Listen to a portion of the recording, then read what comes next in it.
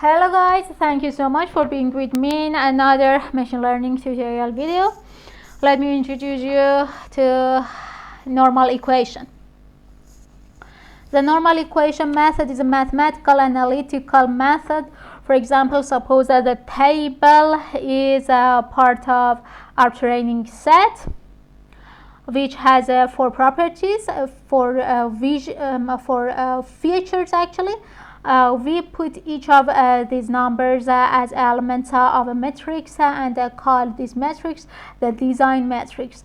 In this matrix, each column represents a feature and each row represents a sample. Here we want to find the optimal value of theta.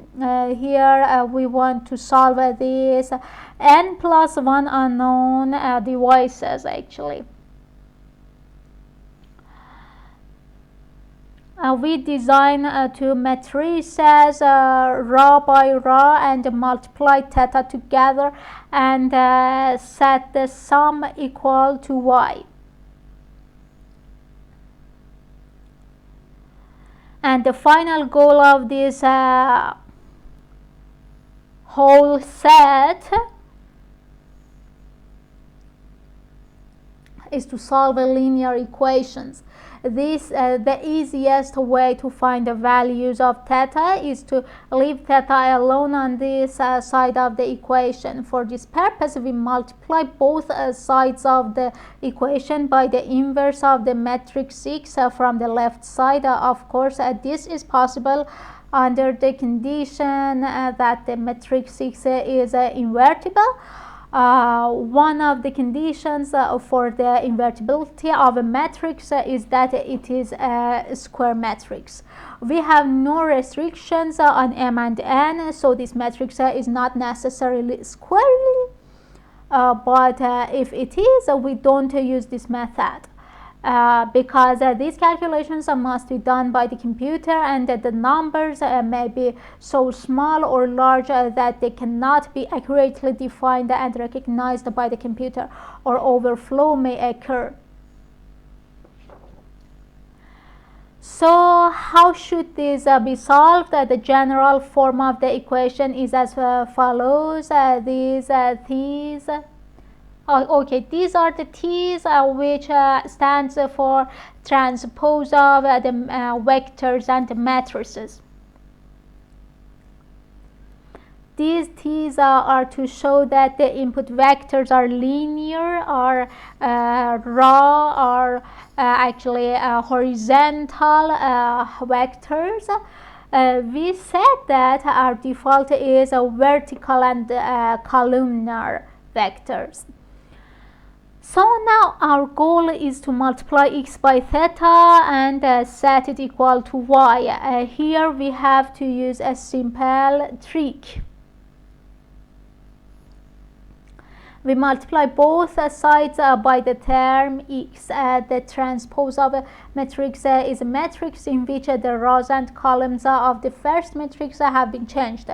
If we call the product of x transpose and x matrix A, this A has some interesting features. One is that the matrix must be square, because the x matrix is an n+1 in m dimension matrix, and naturally the x transpose matrix will be an m in n+1 dimensional matrix, and their product is an n+1 into n+1 will be what we want. And the second interesting feature of matrix A is that this matrix must be symmetric.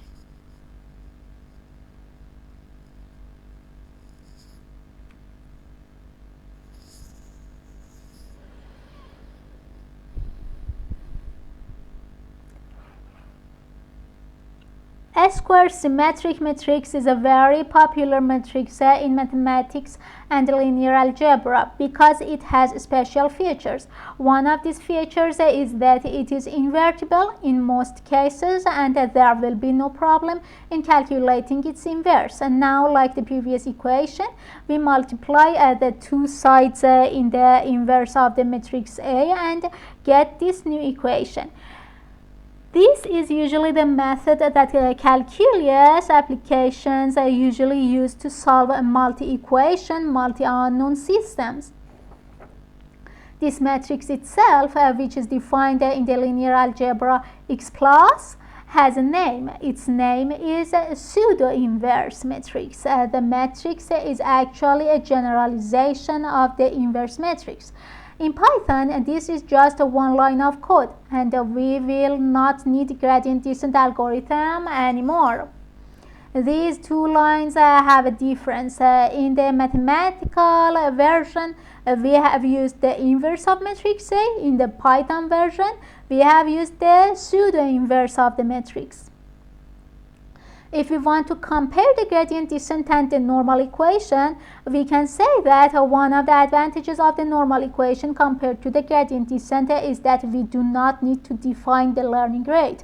Another advantage is that it does not need consecutive repetitions, so it works better in large number of samples. But the main reason that it is not very practical compared to gradient descent is that the time complexity of calculating the inverse matrix is n3. In small n's, it is not very important, but in large n's, the operation will be expensive and time consuming. For this reason, the gradient descent algorithm is preferable to the normal equation method, and in the cases where X transpose X is not invertible, we use the pseudo-invertible matrix. Under what conditions will this matrix not be invertible? One of these conditions is related to the redundancy of the features. We said that in the field of machine learning, the most important responsibility is feature engineering. There is a team of engineers for this purpose. For example, one of these engineers may consider the unit of measuring the area of the house as square meters, and another member of this team of engineers uses the foot unit for this purpose. A square foot actually.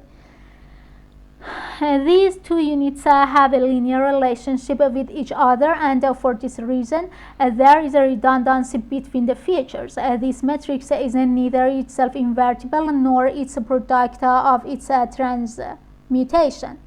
The other mode is related to the situation where the number of features is very large. In such cases, it is better to remove some features. In this case, our equation has an infinite solution and we are not able to solve it. We keep important features and remove less important features. For example, house size cannot be omitted in the house price estimation example, but for example, the color of the kitchen counters can be removed.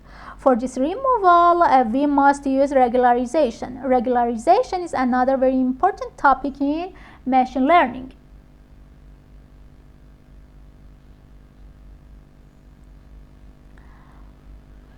I have put the files related to the implementations for you. I suggest that you definitely practice the implementations. In Python, the special library for linear algebra calculations is NumPy. You must have basic knowledge of Python programming language, and if you are not familiar with it, my suggestion is that you must prepare the relevant training courses and get the necessary familiarity. The interesting thing to note here is that in invertible matrices, the inverse of that matrix must be equal to the pseudo-inverse of that matrix, so they can be used interchangeably.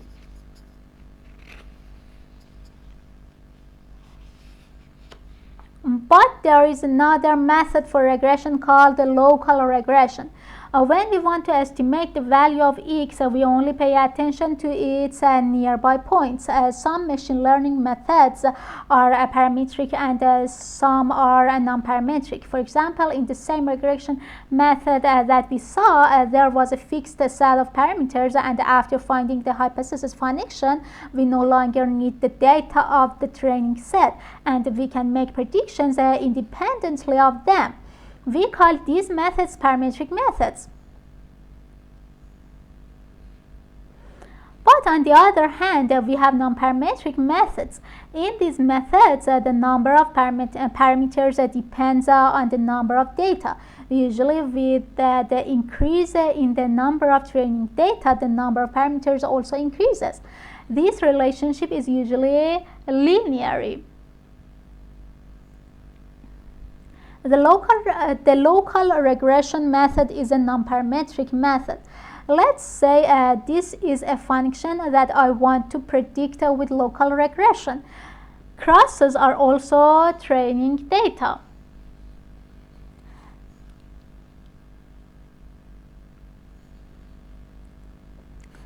The idea in local regression is that the data near each point is more important in predicting its value. This importance weight should decrease with distance from x and should be maximum near x. This prediction will definitely be much better and more accurate than the prediction based on all the data. The answer will be different in each area. Now this weighting is important. We need a function that has a maximum near x and becomes a zero at a large distance from x. One of the most famous of these functions is the Bell function. You have seen a similar function in the normal probability distribution. It's not exactly the same function, but the two are very similar.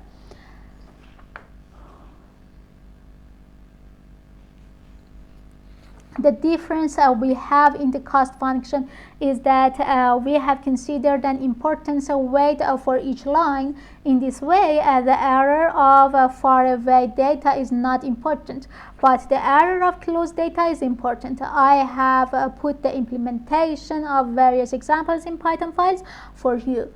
Be sure to solve the exercises and run each cell of these files yourself. Remember that every concept related to programming is nothing but practice. So practice the Python files and become a machine learning expert at the end of this tutorial. Have a nice day.